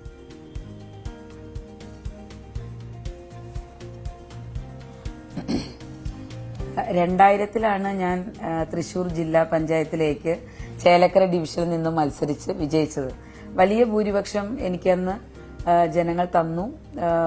5 വർഷം നന്നായിട്ട് ജില്ലാ പഞ്ചായത്ത് മെമ്പർ എന്നുള്ള നിലയിൽ പ്രവർത്തിക്കാനും സാധിച്ചു. ആ ജില്ലാ പഞ്ചായത്ത് മെമ്പർ ആയിരിക്കുമ്പോഴാണ് 2001 ചേലക്കര നിയോജക മണ്ഡലത്തിലെ UDFന്റെ സ്ഥാനാർത്ഥിയായിട്ട് എന്നെ നിശ്ചയിക്കുന്നത്. അന്ന് LDF മന്ത്രിസഭയിലെ ഒരേയൊരു മന്ത്രിയാണ് നിയമസഭയിലേക്ക് മത്സരിച്ചത്. ബാക്കി മന്ത്രിമാരെല്ലാവരും മുഖ്യമന്ത്രി ഉൾപ്പെടെ തെരഞ്ഞെടുപ്പിൽ നിന്ന് വിട്ടു നിൽക്കുകയായിരുന്നു. അങ്ങനെ ഒരേയൊരു മന്ത്രി മത്സരിച്ചത് ചേലക്കരയിലാണ്. അദ്ദേഹമായിരുന്നു എന്റെ എതിർ സ്ഥാനാർത്ഥി. സ്വാഭാവികമായിട്ടും വളരെ നല്ല രീതിയിൽ സ്ഥാനാർത്ഥി എന്നുള്ള നിലയിൽ മുന്നോട്ട് പോകാനായിട്ട് സാധിച്ചു. കഠിനാധ്വാനം ചെയ്തു. വളരെ നിസ്സാരമായിട്ടുള്ള വോട്ടുകൾക്കാണ് 1320 വോട്ടുകൾക്കാണ് അന്ന് പരാജയപ്പെട്ടത്. പിന്നീട് ഈ ജില്ലാ പഞ്ചായത്ത് മെമ്പറുടെ ആ കാലഘട്ടത്തിൽ തന്നെ, അതായത് 5 വർഷത്തിന്റെ ഉള്ളിൽ തന്നെയാണ് 2004 പാർലമെന്റ് തെരഞ്ഞെടുപ്പ് നടന്നത്. അന്നും പാർട്ടി എന്നോട് മത്സരിക്കാൻ ആവശ്യപ്പെട്ടു. മത്സരിച്ചു. അന്ന് UDFന്റെ 20 സ്ഥാനാർത്ഥികളിൽ 19 പേരും പരാജയപ്പെട്ടു. അതിൽ ഒരാൾക്ക് മാത്രമാണ് വിജയിച്ചു വരാനായിട്ട് സാധിച്ചത്. അപ്പൊ ആ പരാജയപ്പെട്ട 19 പേരിൽ ഒരാൾ ഞാനായിരുന്നു. സ്വാഭാവികമായിട്ടും ഒരു തെരഞ്ഞെടുപ്പ് എന്ന് പറയുമ്പോൾ സ്ഥാനാർത്ഥികളായിട്ട് മത്സരിക്കുന്ന എല്ലാവരും തന്നെ നമ്മുടെ പൂർണ്ണമായിട്ടും 100% കഠിനാധ്വാനം ചെയ്ത് നമ്മളെ അതിലേക്ക് സമർപ്പിക്കുക എന്നുള്ളതാണ് എല്ലാവർക്കും ചെയ്യാനുള്ളത്. ഞാനും 100% ആത്മാർത്ഥമായിട്ട് പ്രവർത്തിച്ചു. പക്ഷെ ഒരു തെരഞ്ഞെടുപ്പാവുമ്പോൾ സ്വാഭാവികമായിട്ടും ജയം പരാജയം എന്നുള്ളത് ജനങ്ങൾ നിർണ്ണയിക്കുന്നതാണ്. അത് സംഭവിച്ചു. പക്ഷെ ആ ജയിച്ചാലും പരാജയപ്പെട്ടാലും പ്രസ്ഥാനത്തോടൊപ്പം ചേർന്ന് നിന്ന് പൊതുരംഗത്ത് നിൽക്കുക എന്നുള്ളതാണ് എന്നെ സംബന്ധിച്ചിടത്തോളം ഞാൻ ചെയ്തിട്ടുള്ളത്. ഈ ഒരു നിമിഷം വരെയും അത് തന്നെയാണ്, ആ ഒരു നയത്തിലൂടെ തന്നെയാണ് മുന്നോട്ട് പോയിട്ടുള്ളത്. ഇപ്രാവശ്യം 2026 നമ്മുടെ അസംബ്ലി തെരഞ്ഞെടുപ്പിൽ കോങ്ങാട് നിയോജക മണ്ഡലത്തിൽ സ്ഥാനാർത്ഥിയാവാൻ അവസരം ലഭിച്ചു. അപ്പോൾ വളരെ നല്ല മത്സരമായിരുന്നു. എല്ലാ സ്ഥാനാർത്ഥികളും വനിതകളായിരുന്നു എന്നുള്ളത് ഈ തെരഞ്ഞെടുപ്പിൽ കോങ്ങാട് നിയോജക മണ്ഡലത്തിന്റെ പ്രത്യേകതയായിരുന്നു. സ്വാഭാവികമായിട്ടും നല്ലൊരു പോരാട്ടം നടന്നു. ജനങ്ങളുടെ ഒരു അകമഴിഞ്ഞ പിന്തുണ എനിക്ക് ലഭിച്ചിട്ടുണ്ട്. എല്ലാ വിഭാഗം ജനങ്ങളുടെയും ഒരു പിന്തുണ ലഭിച്ചിട്ടുണ്ട്.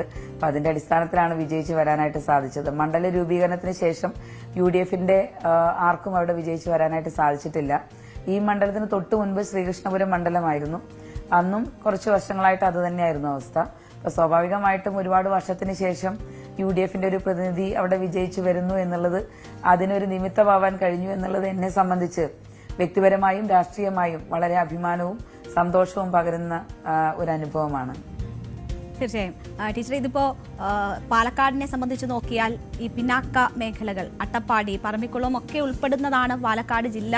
അപ്പോൾ ജില്ലയിലെ നിന്നുള്ള മന്ത്രി, 2 മന്ത്രിമാരുണ്ട്, ഷംസുദ്ദീൻ ഉണ്ട്, എങ്കിൽ പോലും ജില്ലയിൽ നിന്നുള്ള മന്ത്രി എന്ന നിലയിൽ വലിയ ഉത്തരവാദിത്തമാണല്ലോ. അവിടെ വലിയ പ്രതീക്ഷയും ജനങ്ങളെ സംബന്ധിച്ചുണ്ട്. ആ പ്രത്യേക മേഖലകൾ സംബന്ധിച്ച് എന്താണ് പ്ലാൻ? എങ്ങനെ ആ വിഷയങ്ങളിൽ ഇടപെടണം എന്നതാണ് പ്രതീക്ഷിക്കുന്നത്?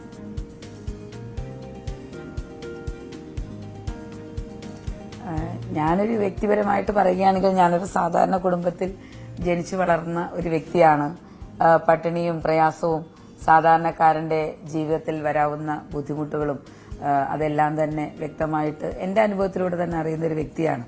അപ്പൊ അതുകൊണ്ട് പാലക്കാട് ജില്ലയിലെന്നല്ല, കേരളത്തിലുടനീളമുള്ള സാധാരണക്കാരന്റെ പ്രശ്നങ്ങൾ അത് തീർച്ചയായിട്ടും മറ്റാരും പറഞ്ഞു തരാൻ തന്നെ മനസ്സിലാക്കാൻ എനിക്ക് സാധിക്കും. ജനങ്ങളുടെ ആ ഒരു വിശ്വാസം കാത്തുസൂക്ഷിച്ചുകൊണ്ട് നിങ്ങൾ നേരത്തെ സൂചിപ്പിച്ച അട്ടപ്പാടി ഉൾപ്പെടെയുള്ള മേഖലകളിൽ പലപ്പോഴും എനിക്ക് തോന്നിയിട്ടുള്ളത് വകുപ്പുകളുടെ കൃത്യമായിട്ടുള്ള ഒരു ഏകോപനം പല വികസന പ്രശ്നങ്ങളിലും തീർച്ചയായിട്ടും അത്യാവശ്യമാണ്. അപ്പോൾ എന്തൊക്കെയാണ് പോരായ്മകൾ എന്നുള്ളത് കൃത്യമായിട്ട് പഠിച്ച് അതിനെ പരിഹരിക്കുന്നതിന് വേണ്ടിയിട്ടുള്ള ആത്മാർത്ഥമായിട്ടുള്ള ശ്രമം നടത്തും. ഒരു വ്യക്തി ഒറ്റയ്ക്ക് വിചാരിച്ചാൽ തീർച്ചയായിട്ടും വലിയ മാറ്റങ്ങളിലൂടെ കൊണ്ടുപോകാനായിട്ട് സാധിക്കില്ല. എല്ലാവരുടെയും കൂട്ടായ്മയും പിന്തുണയും സഹകരണവും ഉറപ്പാക്കിക്കൊണ്ട് പ്രവർത്തിക്കണം എന്നുള്ളതാണ് എൻ്റെ മനസ്സിലുള്ളത്. തൃശൂർ ജില്ലയാണ് സ്വദേശം. അവിടെ നിന്ന് പാലക്കാടിന്റെ മരുമോളായി അവിടേക്ക് എത്തുന്നു. അതിനുശേഷം ഇപ്പോൾ പാലക്കാടിന്റെ മന്ത്രിയായി മാറിയിരിക്കുകയാണ്. ഈ മന്ത്രി സ്ഥാനമൊക്കെ വരുമ്പോൾ വലിയ സമൂഹ മാധ്യമങ്ങളിൽ വലിയ വിമർശനങ്ങളൊക്കെ ഉയരുന്നുണ്ട്. എംപിയുടെ ഭാര്യ എന്ന നിലയിൽ അത് കാണുന്നുണ്ടോ, ശ്രദ്ധിക്കുന്നുണ്ടോ? അത് ഏതെങ്കിലും തരത്തിൽ അലോസരം ഉണ്ടാക്കുന്നുണ്ടോ, വിഷമം ഉണ്ടാക്കുന്നുണ്ടോ? എങ്ങനെയാണ് ആ വിമർശനങ്ങളെയൊക്കെ ചൂണ്ടിക്കാട്ടുന്നത്? ചിലർ പറയുന്നത് വലിയ പ്രിവിലേജ് ആണ്, മരുമോനെ എന്ന് പറഞ്ഞ് വിമർശിച്ചവരൊന്നും ഇത് കാണുന്നില്ല എന്ന് പറഞ്ഞാണ് ചിലർ പ്രതികരിക്കുന്നത്, ചിലർ അല്ലാതെയും പ്രതികരിക്കുന്നു. അപ്പോൾ രണ്ടു തരത്തിലും ഇത് സമൂഹ മാധ്യമങ്ങളിൽ വലിയ ചർച്ചയാണല്ലോ. എങ്ങനെ കാണുന്നു അതിനെയൊക്കെ?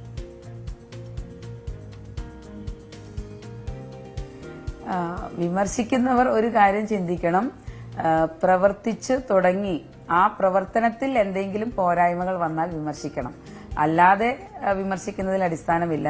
അപ്പൊ നമ്മളൊരു പ്രവർത്തനം തുടങ്ങാൻ പോവുകയാണ്, ആ പ്രവർത്തനങ്ങളിൽ പോരായ്മകൾ വന്നാൽ തീർച്ചയായിട്ടും ആർക്കും വിമർശിക്കാം. വിമർശനം സ്വാഗതം ചെയ്യുന്നു.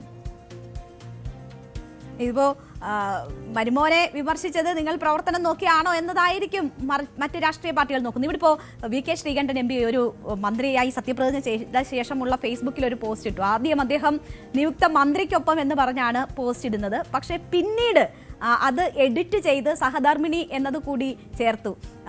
എന്തുകൊണ്ടാണ് അങ്ങനെ ഒരു മാറ്റം? ആദ്യം അത് ഇടാതിരുന്നത് അബദ്ധമായി പോയി എന്ന് കരുതിയോ? അതോ എങ്ങനെയാണ് അത്? നിങ്ങൾ തമ്മിൽ ഡിസ്കസ് ചെയ്തിരുന്നോ, അറിഞ്ഞിരുന്നോ അത്? പിന്നീടാണ് സഹധർമ്മിണി എന്നത് ചേർക്കുന്നത്.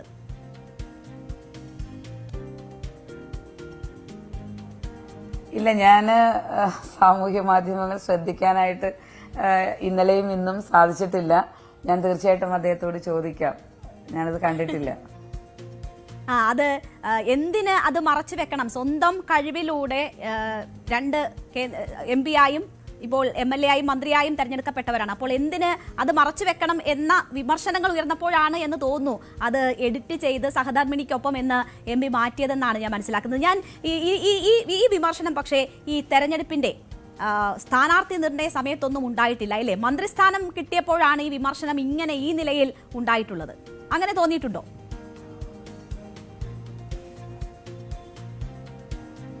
ഇല്ല, അത്തരം വിമർശനങ്ങളെ, അതാണ് ഞാൻ ആദ്യം സൂചിപ്പിച്ചത്, അത്തരം ആരെങ്കിലുമൊക്കെ എന്തെങ്കിലുമൊക്കെ പറയുന്ന വിമർശനങ്ങളെ നമ്മൾ ഏറ്റെടുക്കേണ്ട കാര്യമില്ലല്ലോ. പറയുന്നവർ പറയട്ടെ. നമ്മൾ ഏത് മേഖലയിലാണോ പ്രവർത്തിക്കുന്നത്, എന്തൊക്കെ കാര്യങ്ങളാണോ പ്രവർത്തിക്കാൻ നമ്മളെ ചുമതലപ്പെടുത്തിയിരിക്കുന്നത്, അത് 100% ആത്മാർത്ഥവും സത്യസന്ധവുമായിട്ട് ആ പ്രവർത്തനങ്ങളുമായിട്ട് നമുക്ക് മുന്നോട്ട് പോവുക. അപ്പോൾ തീർച്ചയായിട്ടും അത്തരം പ്രവർത്തനങ്ങളിൽ എന്തെങ്കിലും വിമർശനങ്ങളുള്ളവർ തീർച്ചയായിട്ടും നേരിട്ട് അറിയിക്കുക. അത് കൃത്യമാണെങ്കിൽ, അവരുടെ വിമർശനം സത്യസന്ധമാണെങ്കിൽ തീർച്ചയായിട്ടും തിരുത്താൻ ശ്രമിക്കാം. അല്ലാത്ത അടിസ്ഥാനമില്ലാത്ത വിമർശനങ്ങളെ ഞാൻ അതിനെ കാര്യമാക്കുന്നില്ല. വിമർശനങ്ങളുമായിട്ട് പോകുന്ന ആളുകൾ, അവർക്ക് മറ്റ് ജോലികളൊന്നും ഇല്ലാത്തത് കൊണ്ടായിരിക്കുമല്ലോ അവർ ഇത്തരം വിമർശനങ്ങളൊക്കെ ഉന്നയിക്കുന്നത്. വലിയ ഏതെങ്കിലും ഒരു മേഖലയിൽ നമുക്ക് 24 മണിക്കൂർ തികയാത്ത തരത്തിൽ പ്രവർത്തിച്ചുകൊണ്ട് അധ്വാനിച്ചുകൊണ്ടിരിക്കുന്ന ആളുകളാണെങ്കിൽ ഇത്തരം വിമർശനങ്ങൾ മറ്റുള്ളവരുടെ ഫേസ്ബുക്കിലോ അല്ലെങ്കിൽ ഇൻസ്റ്റാഗ്രാമിലോ അല്ലെങ്കിൽ മറ്റ് സാമൂഹ്യ ഇടങ്ങളിലോ പോയി ഇടാൻ നമ്മൾ സമയം കണ്ടെത്തുകയില്ലല്ലോ എന്നാണ് ഞാൻ കരുതുന്നത്. എന്റെ ഒരു സ്വഭാവം അതാണ്. ഞാൻ ആർക്കും അത്തരത്തിൽ ആരെയും വിമർശിച്ചുകൊണ്ടോ അല്ലെങ്കിൽ ആരെങ്കിലും അടിസ്ഥാനമില്ലാത്ത ആരോപണങ്ങൾ പറഞ്ഞ് സോഷ്യൽ മീഡിയയിൽ പോയി പോസ്റ്റ് ഇട്ടിട്ടോ ഞാൻ ഇന്നുവരെ അതിനുവേണ്ടി ഒരു തരത്തിലും ഒരിക്കൽ പോലും അത്തരം ശ്രമങ്ങൾ എന്റെ ഭാഗത്തുനിന്ന് ഉണ്ടായിട്ടില്ല. നാളെ ഉണ്ടാകാനും ആഗ്രഹിക്കുന്നില്ല. സ്വാഭാവികമായിട്ട് ഇപ്പൊ നമുക്ക് അടുപ്പമുള്ള ആളുകളാണ്, അല്ലെങ്കിൽ നമുക്കൊരാളോട് ഒരു വിമർശനം പറയണമെന്നുണ്ടെങ്കിൽ നേരിട്ട് പറഞ്ഞിട്ടാണ് ശീലം. അപ്പോ എന്റെ പ്രവർത്തനങ്ങളെ നിങ്ങൾ വിലയിരുത്തുക. അതുമായിട്ട് ബന്ധപ്പെട്ട് എന്തെങ്കിലും വിമർശനം ഉണ്ടെങ്കിൽ തീർച്ചയായിട്ടും നേരിട്ട് അറിയിക്കണം. ആ വിമർശനം കൃത്യവും സത്യസന്ധവുമാണെങ്കിൽ തീർച്ചയായിട്ടും തിരുത്താൻ ശ്രമിക്കാം. അപ്പോ പ്രവർത്തനം കണ്ട് വിലയിരുത്തൂ എന്നതാണ് മിനിസ്റ്റർ പറയുന്നത്. ഇവിടെ ഇപ്പോൾ വീട്ടിലെ കാര്യം എടുത്താൽ ഒരു MPയും ഒരു മന്ത്രിയും ഒരു വീട്ടിൽ നിന്നാണ്. അപ്പോൾ പ്രോട്ടോകോൾ പ്രകാരം ആർക്കായിരിക്കും മുൻഗണന? എങ്ങനെയായിരുന്നു വീട്ടിലെ പ്രോട്ടോകോളിന്?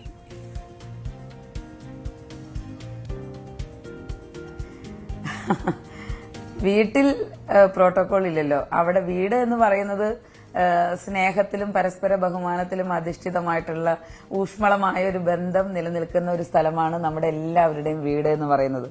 അതിൽ യാതൊരു തരത്തിലുള്ള മാറ്റവും പദവികൾ വരുന്നത് കൊണ്ട് മാറ്റമുണ്ടാകുന്നില്ല എന്ന് മാത്രമല്ല, എന്റെ വ്യക്തിപരമായിട്ടുള്ള ഞങ്ങളുടെ പ്രസ്ഥാനവും ഞങ്ങളോട് പറഞ്ഞു പഠിപ്പിച്ചിട്ടുള്ളത് ഏതൊരു പദവി വന്നാലും അത് ചെറുതാണെങ്കിലും വലുതാണെങ്കിലും ഏറ്റവും താഴെത്തട്ടിൽ നിന്നുകൊണ്ട് വളരെ വിനയത്തോടു കൂടി ജനങ്ങളോട് ഇടപെടുക, നമ്മൾ എന്താണോ ചെയ്യാൻ ഉദ്ദേശിക്കുന്നത് അത് എല്ലാവരുടെയും സഹകരണത്തോടു കൂടി ഉറപ്പുവരുത്തുക.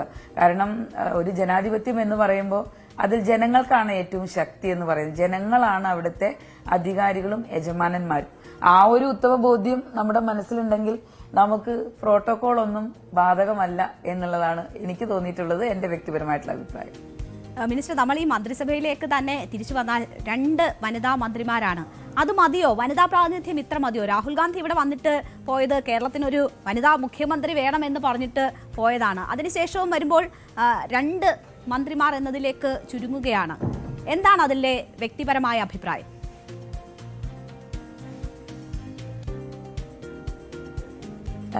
എന്റെ ഒരു വ്യക്തിപരമായിട്ടുള്ള അഭിപ്രായം, മന്ത്രിമാർ സ്ത്രീയാണോ പുരുഷനാണോ എന്നുള്ളതല്ല, അവർ എത്രമാത്രം ജനങ്ങൾക്ക് ആക്സസിബിൾ ആണ്, എത്രമാത്രം നല്ല കാര്യങ്ങൾ അവരെ കൊണ്ട് ചെയ്യാനായിട്ട് സാധിക്കുന്നു, അവർ ഇരിക്കുന്ന പദവിയിൽ ഇരുന്നുകൊണ്ട് എന്തൊക്കെ കൃത്യങ്ങളാണോ അവർ നിർവഹിക്കാനുള്ളത് അത് എത്രമാത്രം ജനങ്ങളിലേക്ക് എത്തിക്കാൻ കഴിയുന്നു എന്നുള്ളതാണ് പ്രധാനമെന്ന് തോന്നുന്നു. തീർച്ചയായിട്ടും കാലഘട്ടം സ്ത്രീകളുടെ കൂടുതലായിട്ടുള്ള കടന്നുവരവ് ആവശ്യപ്പെടുന്ന ഒരു കാലഘട്ടമാണ്. അത് മന്ത്രിമാരുടെ എണ്ണത്തിൽ മാത്രമല്ല, നമ്മുടെ സമൂഹത്തിന്റെ ഏത് മേഖല എടുത്തു നോക്കിയാലും സ്ത്രീകളുടെ വരവ് സ്വാഗതാർഹമാണ്. അപ്പോൾ സ്ത്രീകൾക്ക് വേണ്ടി ഒരു വനിതാ മന്ത്രി എന്ന നിലയിൽ സ്ത്രീകൾക്ക് വേണ്ടി എങ്ങനെയൊക്കെ പ്രവർത്തിക്കാനാണ് ആഗ്രഹിക്കുന്നത്? ആ നിലയിൽ എന്തെങ്കിലും പ്ലാൻ ഉണ്ടോ?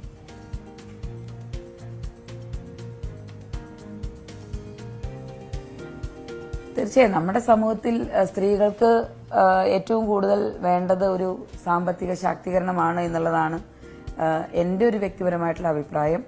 കാരണം സാമ്പത്തികമായിട്ടുള്ള സുരക്ഷിതത്വവും സാമ്പത്തികമായിട്ടുള്ള ശാക്തീകരണവും ഏതൊരു സാധാരണക്കാരിയായിട്ടുള്ള സ്ത്രീക്കും പെൺകുട്ടിക്കും ആത്മവിശ്വാസം പകരും എന്നുള്ള കാര്യത്തിൽ യാതൊരു തർക്കവുമില്ല. സമ്പത്തുണ്ടായതുകൊണ്ട് മാത്രം, പണമുണ്ടായതുകൊണ്ട് മാത്രം ശാക്തീകരണം എന്നല്ല, അങ്ങനെയല്ല ഞാൻ ഉദ്ദേശിച്ചത്. പക്ഷെ നമുക്കൊരാവശ്യം വന്ന് നമുക്കൊരു വ്യക്തിപരമായിട്ട് ഒരു 10 രൂപ അല്ലെങ്കിൽ ഒരു 100 രൂപ 1000 രൂപ നമുക്ക് സ്വന്തമായിട്ട് നമുക്കൊരു ആവശ്യം വന്നാൽ മറ്റുള്ളവരുടെ മുന്നിൽ ചെന്ന് കൈനീട്ടേണ്ട ഒരു ഗതികേടിലേക്ക് സ്ത്രീകൾ എത്തിപ്പെടരുത് എന്നുള്ളതാണ് എന്റെ വ്യക്തിപരമായിട്ടുള്ള ഒരു അഭിപ്രായം. അത് നല്ലൊരു വരുമാനം ഉണ്ടാക്കിയെടുക്കുക, അത് തീർച്ചയായിട്ടും ഒരു സ്ത്രീയെ സംബന്ധിച്ചിടത്തോളം വീടിനകത്താണെങ്കിലും പുറത്താണെങ്കിലും അവർക്ക് വലിയ ആത്മവിശ്വാസം ഉണ്ടാക്കും എന്നുള്ളതാണ്. സ്ത്രീകൾ പലപ്പോഴും ഈ ഒരു ഡിസിഷൻ മേക്കിങ്ങിൽ തീർച്ചയായിട്ടും സ്ത്രീകൾക്ക് അവസരങ്ങൾ വരണം. അത് വീടിനകത്താണെങ്കിലും ഔദ്യോഗിക മേഖലകളിലാണെങ്കിലും അവിടെ എത്തിപ്പെടുമ്പോൾ ഇപ്പൊ എല്ലാവരും ജനിച്ചു വരുമ്പോൾ എല്ലാ കഴിവുകളോടും കൂടിയിട്ടല്ലല്ലോ വരുന്നത്.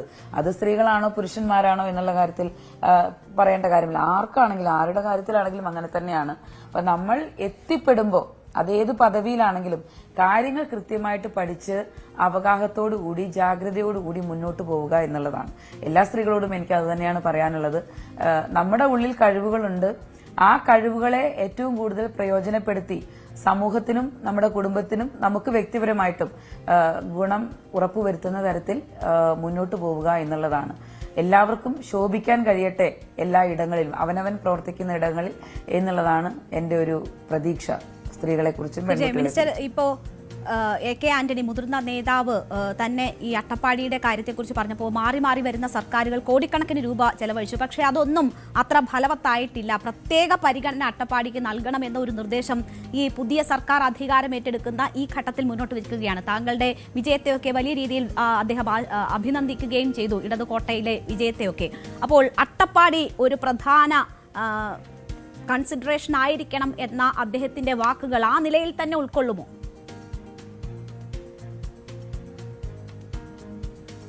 തീർച്ചയായിട്ടും അദ്ദേഹം കേരളത്തിന്റെ ബഹുമാനപ്പെട്ട മുഖ്യമന്ത്രിയായിട്ടിരുന്ന വലിയൊരു നേതാവാണ്.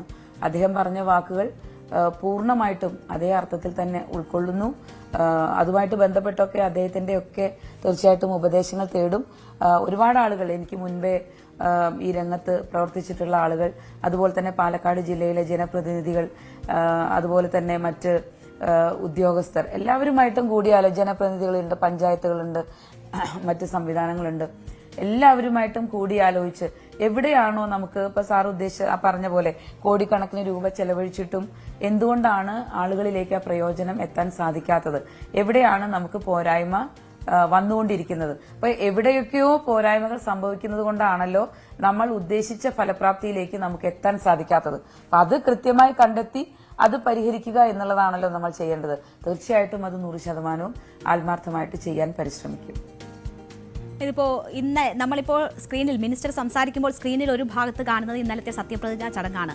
ഇപ്പോൾ വലിയ വിമർശനം ഈ വന്ദേ മാതരം പൂർണ്ണമായും ആലപിച്ചതുമായി ബന്ധപ്പെട്ട് ഉയരുന്നുണ്ട്. മുൻ മന്ത്രി PA മുഹമ്മദ് റിയാസ് ഫേസ്ബുക്കിൽ വലിയ വിമർശനമായി അദ്ദേഹം ഇന്നും ആ കാര്യങ്ങളിലൊക്കെ പ്രതികരിച്ചിട്ടുണ്ട്. അപ്പോൾ മതനിരപേക്ഷമായിരിക്കണം, ബഹുസ്വരമായിരിക്കണം നമ്മുടെ സമൂഹം, അങ്ങനെ നിലനിന്ന് പോകണം എന്ന ഒരു കൺസേൺ ഉയർത്തിക്കാട്ടിക്കൊണ്ടാണ് അത് പൂർണ്ണമായും ആലപിച്ച അതിനെതിരെ ആളുകൾ രംഗത്ത് വരുന്നത്. എങ്ങനെയാണ് ആ വിമർശനത്തെ, ആ നിർദ്ദേശങ്ങളെയൊക്കെ നോക്കിക്കാണുന്നത്?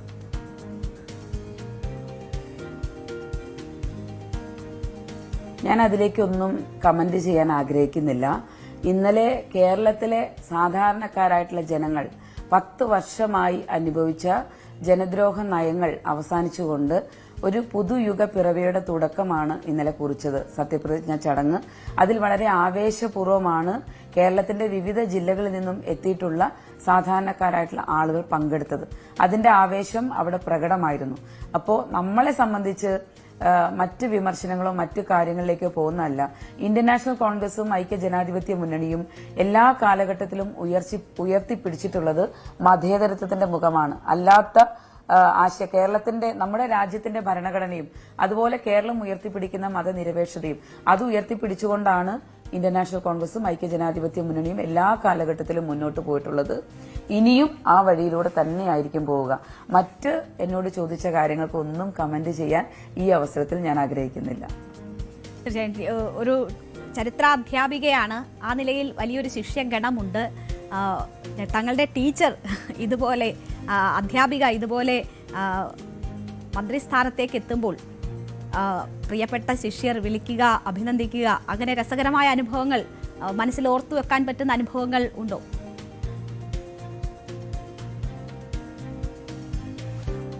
തീർച്ചയായിട്ടും കുട്ടികൾ മെസ്സേജ് ചെയ്യുന്നുണ്ട്, നേരിട്ട് വിളിക്കുന്നുണ്ട്, അവർക്ക് എന്നെ മിസ് ചെയ്യുമെന്ന് പറയുന്നുണ്ട്, സഹപ്രവർത്തകർ വിളിക്കുന്നുണ്ട്. അപ്പോൾ സ്വാഭാവികമായിട്ടും ഞാൻ പഠിപ്പിച്ചുകൊണ്ടിരിക്കുന്ന കോളേജ് എൻ്റെ ജില്ലയിൽ തന്നെയാണ്. അപ്പോൾ നേരിട്ട് സാധാരണ ഉള്ളതുപോലെയുള്ള ഒരു സാന്നിധ്യം അവിടെ ഇല്ലെങ്കിലും എനിക്ക് എപ്പോഴെങ്കിലും ഒക്കെ എൻ്റെ വിദ്യാർത്ഥികളെയും സഹപ്രവർത്തകരെയും ഒക്കെ കാണാൻ ഇനിയും അവസരമുണ്ട്. അതുകൊണ്ട് എല്ലാവരുമായിട്ടും ഒരു സഹകരണവും അതുപോലെ തന്നെ അവരുടെയൊക്കെ സന്തോഷങ്ങളും അവരുടെയൊക്കെ ആ ഒരു സാന്നിധ്യം നേരിട്ടില്ലെങ്കിൽ കൂടിയും ഫോണിലൂടെയാണെങ്കിലും ഒക്കെ ആശയവിനിമയത്തിനൊക്കെ സാധ്യതകളുണ്ടല്ലോ. അപ്പൊ അതുകൊണ്ട് അതൊക്കെ ഉൾക്കൊള്ളുന്നു. കഴിഞ്ഞ മന്ത്രിസഭയിലെ വനിതാ മന്ത്രി വീണ ജോർജ് ആരോഗ്യ വകുപ്പ് പോലെ വളരെ പ്രധാനപ്പെട്ട ഒരു വകുപ്പ് കൈകാര്യം ചെയ്തു. പക്ഷേ ഒരുപാട് വിമർശനങ്ങൾ ആ 5 വർഷക്കാലം നേരിടേണ്ടി വന്ന സാഹചര്യമുണ്ട്. ആക്സസിബിൾ ആയിരുന്നില്ല മിനിസ്റ്റർ എന്നതൊരു വിമർശനങ്ങളിൽ ഏറ്റവും പ്രധാനപ്പെട്ട ഒന്നായിരുന്നു. കെ തുളസി എന്ന മിനിസ്റ്റർ സാധാരണക്കാർക്ക് ആക്സസിബിൾ ആയിരിക്കും?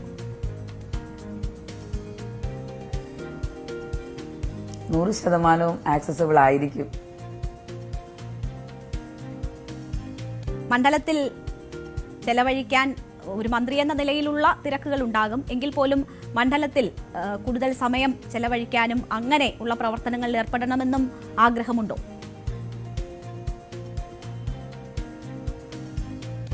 തീർച്ചയായും. കാരണം എനിക്കിപ്പോ ഈ പദവി ലഭിച്ചത് കോങ്ങാട് നിയോജക മണ്ഡലത്തിൽ നിന്ന് വിജയിച്ചു വരാൻ സാധിച്ചത് കൊണ്ടാണല്ലോ.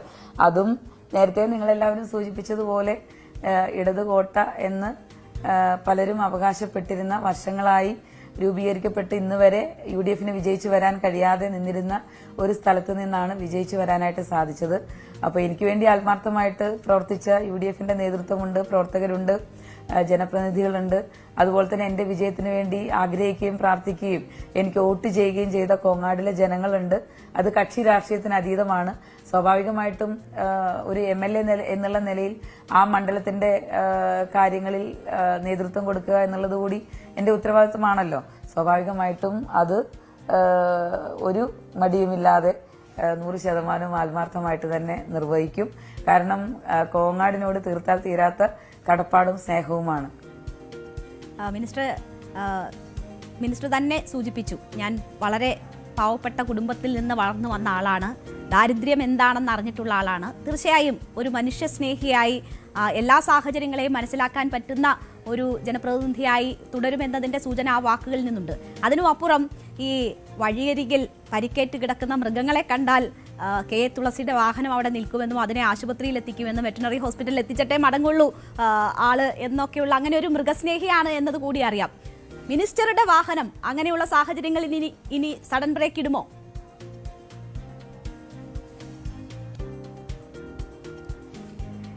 തീർച്ചയായിട്ടും നമുക്ക് എന്താണ് സമൂഹത്തിൽ ചെയ്തു കൊടുക്കാൻ കഴിയുക എന്നുണ്ടെങ്കിൽ അത് വ്യക്തിപരമായും അല്ലാതെയും ഒക്കെ ചെയ്തു കൊടുക്കുക എന്നുള്ളത് എല്ലാ വ്യക്തികളുടെയും ഉത്തരവാദിത്വമാണല്ലോ. സ്വാഭാവികമായിട്ടും ഇപ്പം ഞാൻ നേരിട്ട് പോയില്ലെങ്കിലും നമുക്കതിന് പല സംവിധാനങ്ങളും ഉണ്ടല്ലോ. 100 കണക്കിന് സന്നദ്ധ പ്രവർത്തകർ നമ്മുടെ നാട്ടിലുണ്ട്. ഏതൊക്കെ തരത്തിലാണോ സഹായം എത്തിക്കാൻ കഴിയുക എന്നുണ്ടെങ്കിൽ അത് നമ്മളെ കൊണ്ട് ചെയ്യുന്ന തരത്തിൽ തീർച്ചയായിട്ടും ചെയ്യും. അപ്പോൾ എല്ലാ ആശംസകളും മിനിസ്റ്റർ. മുന്നോട്ടുള്ള വഴിയിൽ വകുപ്പ് തീരുമാനമാകട്ടെ, കിട്ടുന്ന വകുപ്പിൽ ഏറ്റവും മികച്ച പ്രവർത്തനം കാഴ്ചവെക്കാൻ കഴിയട്ടെ, സാധാരണക്കാരന്റെ പ്രതീക്ഷകളെ നിറവേറ്റാൻ കഴിയട്ടെ എന്ന് ആശംസിക്കുന്നു. അതോടൊപ്പം തന്നെ ഈ ആർക്കും വേണ്ടാത്ത മൃഗങ്ങൾക്ക് വരെയും തണലാകുന്ന സാന്ത്വനമാകുന്ന ആ ശ്രമങ്ങളും പരിശ്രമങ്ങളും പ്രവൃത്തിയും തുടരട്ടെ. എല്ലാവിധ ആശംസകളും. തീർച്ചയായിട്ടും. Thank you very much. അപ്പോൾ 2 മിനിസ്റ്റേഴ്സാണ് അവരുടെ തുടർന്നുള്ള പ്രവർത്തനത്തിൽ അവരെന്താണ് ഉദ്ദേശിക്കുന്നത്, അവർ നടന്നു വന്ന വഴികൾ എന്താണ് എന്നതിന്റെ അനുഭവം നമ്മൾക്കൊപ്പം പങ്കുവച്ചത്. എന്തായാലും ഈ ദിവസങ്ങളിൽ എന്താണ് നമ്മൾ ഭരണത്തിലെത്തിയ ആളുകൾക്ക്, നമ്മളെ ഭരിക്കാനിരിക്കുന്നവർക്ക് പറയാനുള്ളത് എന്നതിന് വളരെ പ്രസക്തിയുണ്ട്. എന്തായാലും നമുക്ക് പ്രതീക്ഷയോടുകൂടി തന്നെ കാത്തിരിക്കാം ഈ പറഞ്ഞ വാക്കുകളൊക്കെ യാഥാർത്ഥ്യമാകട്ടെ എന്നത്. അപ്പോൾ ഇന്നത്തെ നേരം വൈകുന്നേരത്തിന്റെ നമ്മുടെ സമയം ഇവിടെ പൂർണ്ണമാവുകയാണ്. എല്ലാ പ്രേക്ഷകർക്കും നന്ദി.